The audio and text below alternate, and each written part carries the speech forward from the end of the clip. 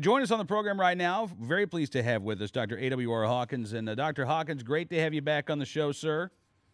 Cam, great to be with you as always. A couple of columns to talk with you about. First of all, this column that you posted today at Human Events are Fast and Furious guns coming to a town near you. You point out a growing number of stories about Fast and Furious. There are other scandals that are raising questions about possible White House improprieties.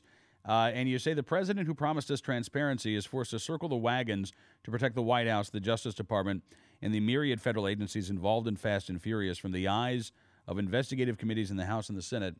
And then you say, you know what, here's the thing, Fast and Furious isn't over yet. We may be talking a lot about Cylinder, we may be talking a lot about Light Source this week, but Fast and Furious is not over yet.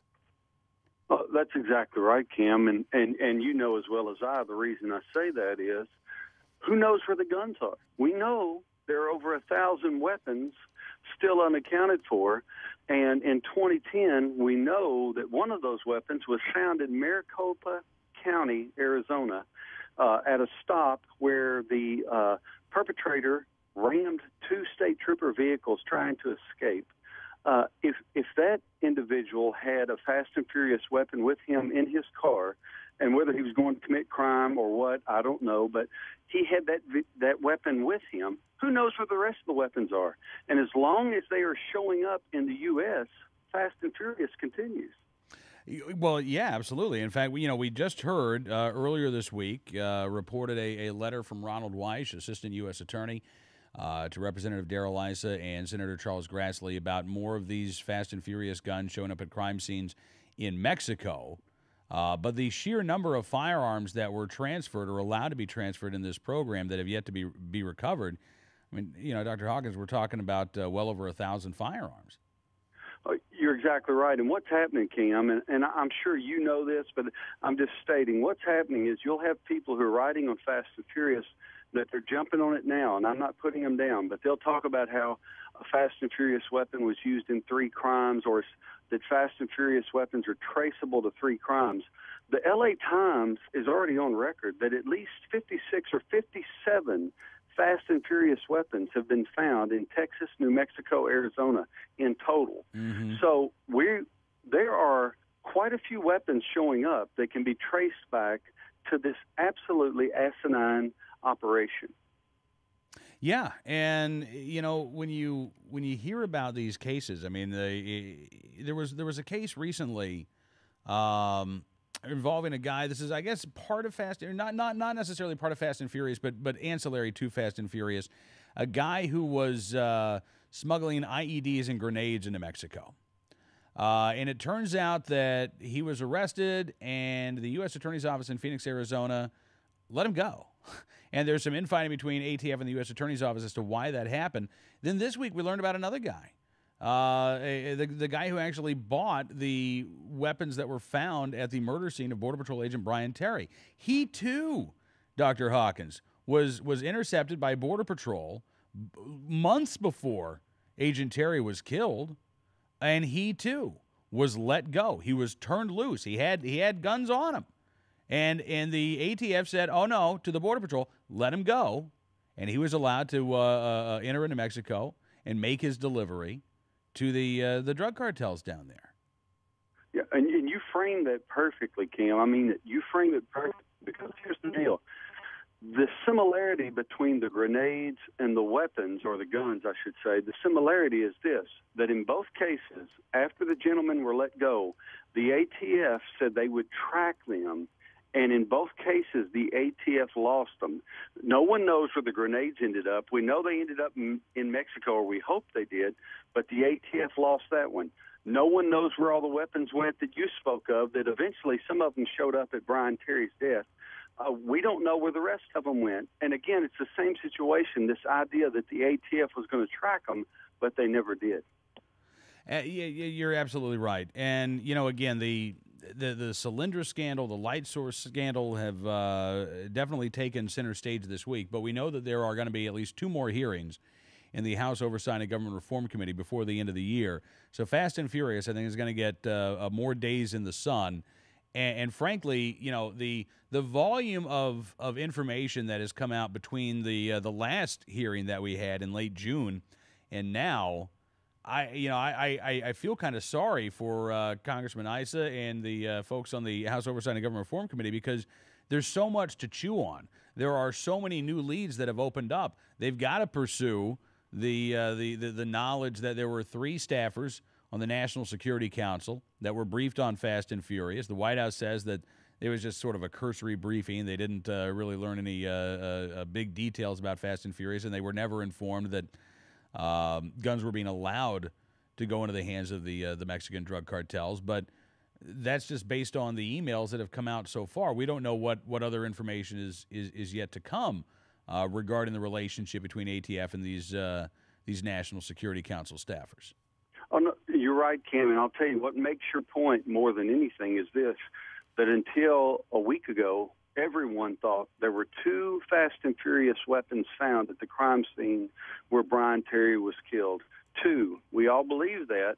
But then it turns out the FBI had covered up the 3rd weapon. There were 3 Fast and Furious weapons found at Brian Terry's death scene, who was the U.S. Border Patrol agent killed December 14th, 2010, with Fast and Furious weapons. Now, the way I say it, I don't say now there were 3. I have to say there were at least 3, because I've learned I cannot trust my government's reporting on this issue. And, that's such a sad statement. And I'm sure the folks at Media Matters from Eric, if they're listening tonight, are getting ready to call you into attack watch for that statement, Dr. Hawkins. But look, look at what the Justice Department has said. We never knowingly allowed guns to end up in the hands of the Mexican drug cartels. Well, that's false. And then they said, well, there's no connection between the the guns, the Fast and Furious guns found at the murder scene of Border Patrol agent Brian Terry. There's no evidence that either of those guns were used to kill Border Patrol agent Brian Terry. And then the FBI autopsy says, well, we can't prove it because of the deterioration of the bullet, but we can't rule it out either. And it seems pretty obvious, Dr. Hawkins. There are the guns, and here is Border Patrol agent Brian Terry. And our government wants to say, oh, no connection between the 2. We know the emails that went out hours after Agent Terry's death, in which the U.S. Attorney's Office sought to hide the connection between Fast and Furious and Agent Terry's murder. You're exactly right, Cam. I can only amen you. Number one, let me say this, and I know you agree with me. God bless the family of Brian Terry. Absolutely. I feel sorry for them. Number 2, you're exactly right. Dennis Burke, there is hard record. There are facts. Dennis Burke sent out emails. He was the U.S. attorney in Arizona. He tried to cover up the fact. He wanted to suppress the fact that Fast and Furious weapons were there because he didn't want attention drawn to the operation. There's absolutely no way to argue against it. I know you know that, and I know your hearers know that, but they need to hear that Dennis Burke sent out emails and said, listen, I do not want to expose Fast and Furious. Don't mention these weapons. Mm-hmm. Let me ask you a question, Dr. Hawkins, and I understand I'm asking you to theorize here. But given what we know about the Solyndra case and what we're learning about LightSource, does it seem, both of those cases show an administration that is very hands-on, micromanaging these loans, to companies that are either donors to the administration or run by individuals who are big in Democratic circles. But this is a very involved administration. When it comes to Fast and Furious, both President Obama and Attorney General Eric Holder have said, we didn't know anything at all about this. Nobody at the White House knew. Nobody at the upper levels of the Department of Justice knew about this program. And this was, again, according to internal emails, a high-profile operation that had a lot of eyeballs on it back in Washington, D.C.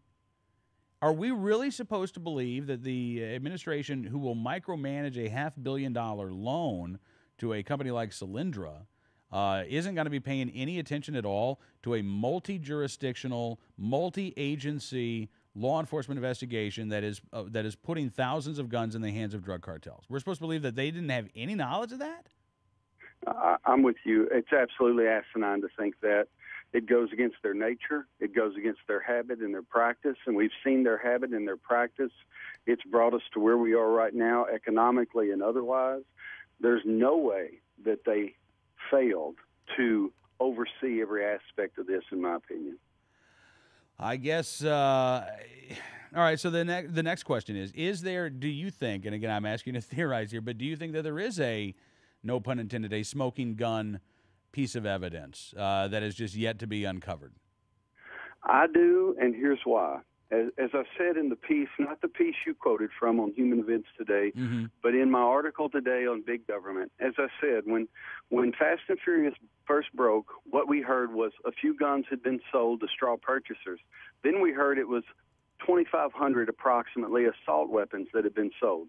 Then we heard among those 2,500 assault weapons were some 50 caliber sniper rifles, and on we go until eventually we come to Tuesday, 4 days ago or 3 days ago, where we're finding rocket launchers on the border of Texas and Mexico. Now, we don't yet know that those rocket launchers are tied to Fast and Furious, right? But there are other operations that we believe the government's involved in that would explain how those got there. But I'm just saying it's just snowball. So it's not hard at all to believe that the government was behind this, or I shouldn't say the government, that sounds bad, that the Obama administration was behind this, and that they're trying all they can right now to cover this up.